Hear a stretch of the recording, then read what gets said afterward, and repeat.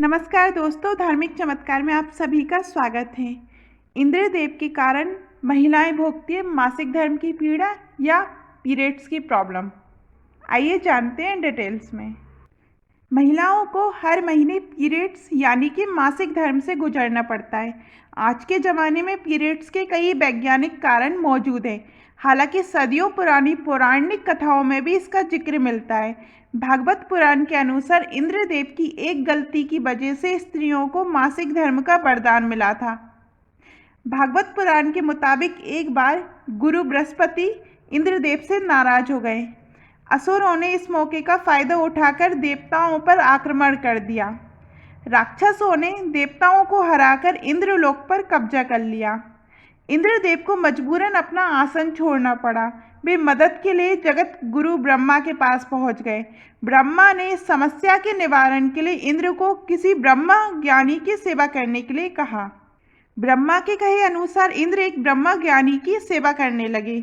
उस ब्रह्म ज्ञानी की माँ एक असुर थी। इंद्र इस बात से अनभिज्ञ थे, मीन्स वो जानते नहीं थे कि वे असुर हैं। वह जो भी सामग्री ब्रह्मज्ञानी को चढ़ाते वह असुरों के पास चली जाती। इस तरह इंद्र की सेवा निष्फल साबित हो रही थी। इंद्र को जब इस बात का पता चला तो वे बहुत क्रोधित हुए। उन्होंने क्रोध में आकर ब्रह्मज्ञानी की हत्या कर दी। इस तरह इंद्र पर ब्रह्म हत्या का पाप चढ़ गया। वे जहाँ भी जाते ये पाप राक्षस के रूप में उनका पीछा करता। थक हार कर इंद्र एक फूल के अंदर समा गए और वहीं पर छिपकर भगवान विष्णु की आराधना करने लगे। कई सालों तक तपस्या करने के बाद विष्णु इंद्र से प्रसन्न हो गए। वे स्वयं इंद्र के समक्ष प्रकट हुए और उनसे वरदान मांगने के लिए कहा। इंद्रदेव ने विष्णु से उन्हें ब्रह्म हत्या के पाप से मुक्ति दिलाने का वरदान मांगा। भगवान विष्णु ने कहा, अगर इस पाप को वृक्ष, जल, धरती और स्त्री में बराबर बांट दिया जाए तो इंद्रदेव इससे मुक्त हो जाएंगे। इंद्रदेव इन चारों को मनाने की कोशिश में जुट गए। इंद्र ने वृक्ष, जल, धरती और स्त्री को अपने पाप का बराबर हिस्सा बांटने के लिए मनाया। इसके बदले उन्हें एक एक वरदान देने का वादा किया।